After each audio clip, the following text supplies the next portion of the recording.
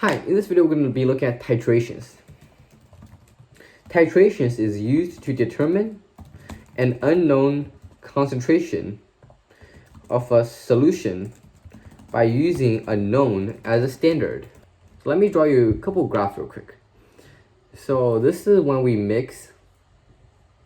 Oh wait, first we need to learn a vocabulary term called equivalence point. And that is when moles of acid equals moles of base. Alright, when you're mixing a strong acid by a strong base, you will get a graph that looks like this. This is equivalence point and it's at pH of 7. Now what does this mean? This means over here, this is the volume of base. Right. So this is a pH way below 7, right? When you have little volumes of base, the solution will be very acidic. As you add base, the solution becomes less and less and less acidic, and finally becomes neutral at this equivalence point, where acids equal, most of acids equal most bases. When you have a strong acid and a strong base, and you have equal moles, they should cancel out each other and give you a pH of 7.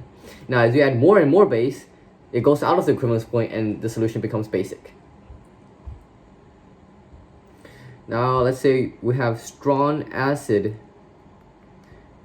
and weak base. Now, this time, the equivalence point, let's first draw it. Alright, this time the equivalence point will be below, pH will be below 7. So this is the equivalence point.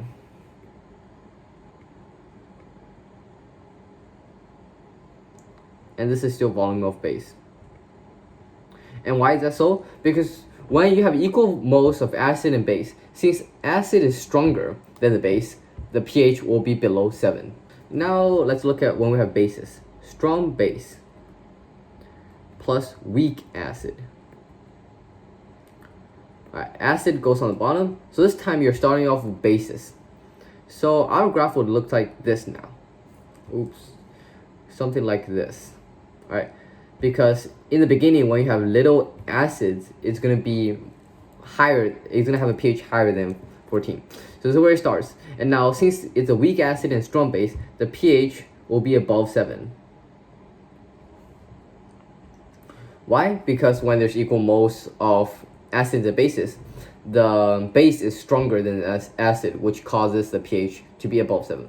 But when they're both strong, then the equivalence point will be at a pH of 7. Let's draw the strong base plus strong acid. So we start off with a strong base.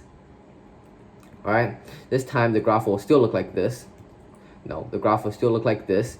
And this time the equivalence point will at a pH of 7, because again, both of them is strong.